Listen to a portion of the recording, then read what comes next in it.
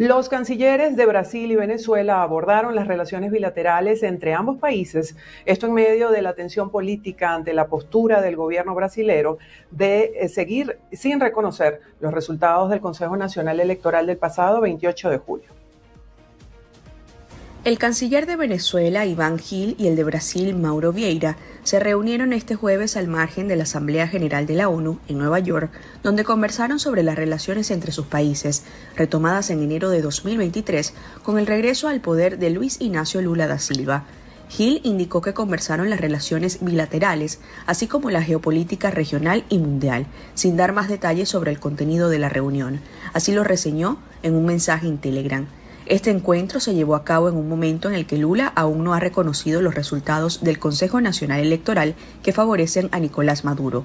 A pesar de la validación de dicha reelección por parte del Tribunal Supremo de Justicia venezolano, Lula, al igual que su par colombiano, Gustavo Petro, cree que solo la divulgación completa de los resultados dará completa credibilidad al proceso. El pasado lunes, Gil se reunió con su homólogo colombiano Luis Gilberto Murillo, tras lo que aseguró en un mensaje publicado en Telegram que Venezuela mantiene canales de comunicación constantes con el ejecutivo de Petro. Cabe destacar que ni Petro ni Lula mencionaron en su discurso ante la Asamblea General de la ONU la crisis en Venezuela, como lo han hecho otros mandatarios. Además, se mantuvieron al margen de una declaración realizada el jueves por 30 países y la Unión Europea que exhorta a que haya un diálogo político entre el oficialismo y la oposición venezolana y reconoce que Edmundo González obtuvo la mayoría de votos según las actas divulgadas por la oposición. Entre tanto, el canciller de Costa Rica, Arnoldo André, afirmó que Nicolás Maduro pretende mantenerse en el poder a toda costa y pidió una verificación independiente de los resultados electorales en Venezuela. Veamos parte de su intervención en la Asamblea General de la ONU. Venezuela no puede considerarse una democracia. Una democracia no expulsa a 8 millones de sus ciudadanos, ni provoca una crisis migratoria sin precedentes cuyas repercusiones se sienten en todo el hemisferio occidental. Una democracia tampoco persigue ni intimida, no encarcela ni tortura por razones políticas. Una democracia no niega el acceso al conteo de votos a los representantes de los partidos de oposición, ni se declara sin prueba o evidencia alguna ganador de los comicios. Costa Rica, al igual que la inmensa mayoría de los países de la región, condena la manipulación de los resultados y continúa exigiendo una verificación imparcial, transparente e independiente. Verificación que el régimen venezolano se ha negado a realizar. No hay ninguna duda que Nicolás Maduro no ganó las elecciones. Tampoco hay duda de que piensa mantenerse en el poder a toda costa. No permitamos que, una vez más, se normalice la represión y la dictadura en Venezuela.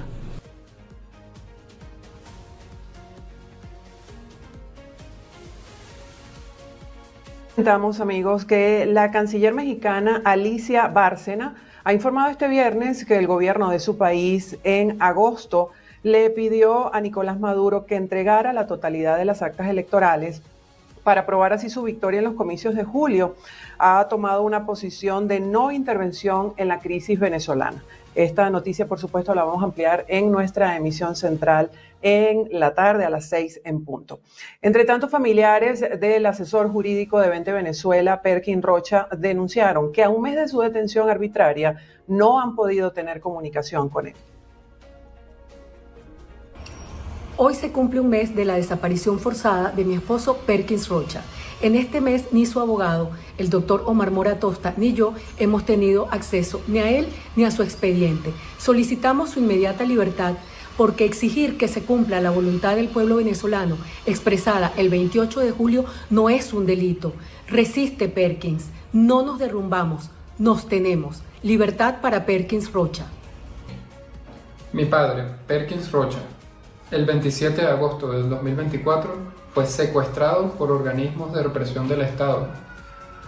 Hasta el día de hoy no hemos podido tener ningún tipo de contacto directo con él. Exigimos que nos dejen verlo y su inmediata liberación. Liberen a Perkins Rocha.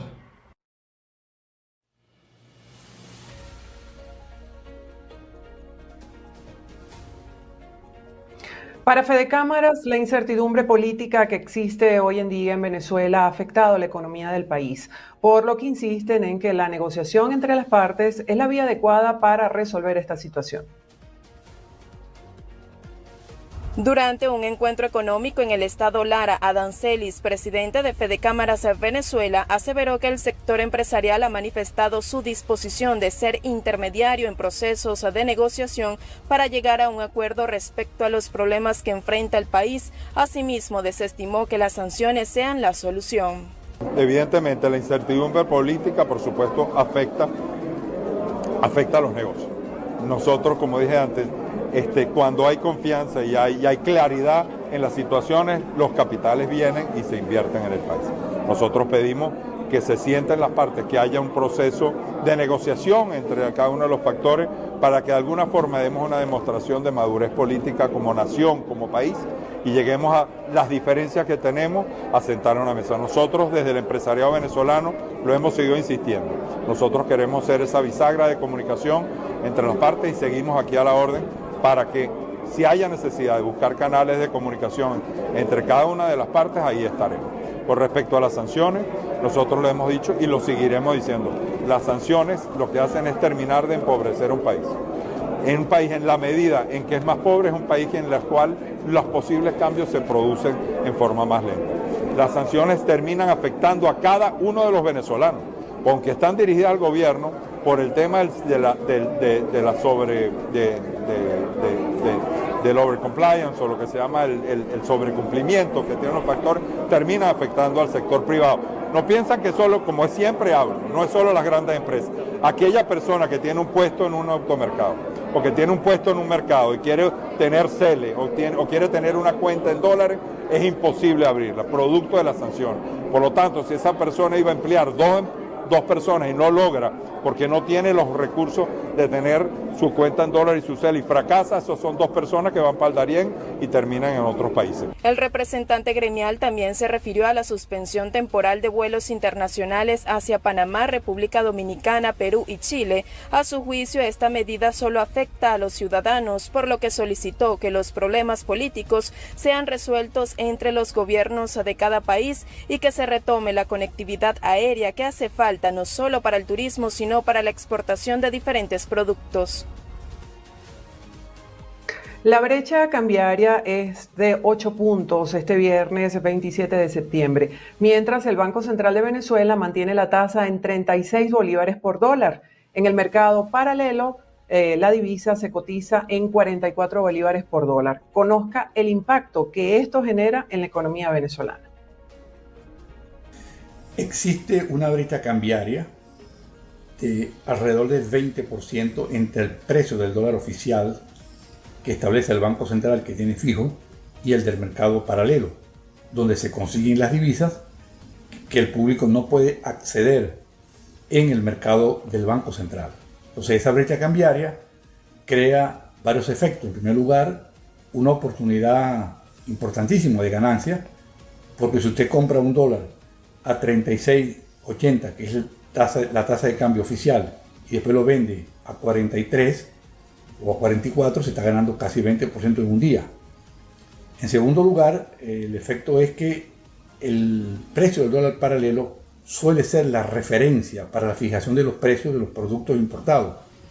Y esto ocurre porque no todos los comerciantes y los productores tienen acceso al dólar del Banco Central, que es limitado, y por esa razón es que existe el dólar paralelo.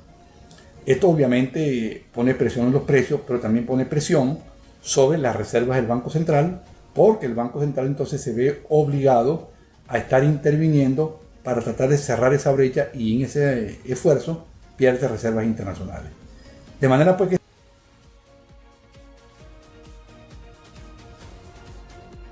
este viernes fueron trasladados 103 detenidos arbitrariamente por las protestas postelectorales que se encontraban recluidos en el centro penitenciario José Antonio Anzoátegui en la ciudad de Barcelona.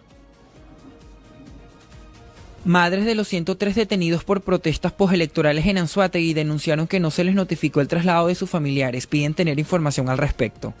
Vamos a una plegaria durante estos 60 días que cumplen nuestros hijos con la privativa, que cumplían el 30 de septiembre. El 5 de octubre cumplían los 65 días porque les dieron un lapso de 45 días extendible hasta 15 días o 20 días más. Hemos esperado pacientes, siendo respetuosos de las autoridades, confiando en la justicia, porque confiamos en el sistema penitenciario venezolano, pero también invocamos e imploramos, poniéndonos las manos en el corazón como madres desesperadas que estamos, porque no sabemos a dónde fueron trasladados nuestros hijos, nos los hicieron sin previo aviso. Muchas de nosotras estábamos llegando a llevarle la paquetería como cada fin de semana y fuimos sorprendidos con los autobuses donde estaban siendo trasladados nuestros hijos. Por favor, confiamos en la justicia venezolana, pero también queremos saber dónde están nuestros hijos, por favor. Sí, estamos desesperadas por nuestros hijos, por saber de nuestros hijos, porque esto no puede ser, es demasiada injusticia, esto es una injusticia. Ellos no hicieron nada para estar allí. Ellos no son ningunos terroristas, mi hijo tiene 22 años, venía a agarrar un taxi porque su compañero venía de visitar a su novia y fueron injustamente apresados. Hemos sido víctimas durante todo este tiempo de tantos atropellos y desinformación porque nadie nos dice nada. Hemos sido respetuosos, pacientes, pero ya esto sobrepasó el límite de la tolerancia, porque están siendo trasladados, no sabemos ni siquiera dónde, y tememos por la vida y la integridad de nuestros hijos y de nosotros también. Y por eso estamos de espaldas. Lo único que nosotros queremos saber a dónde exactamente fueron trasladados nuestros hijos. Por favor, pedimos justicia, pedimos una pronta respuesta. Somos 103 madres desesperadas, queriendo saber información sobre nuestros hijos. Por favor. Los familiares exigen respuestas a los organismos judiciales del Estado sobre este traslado sin notificación previa.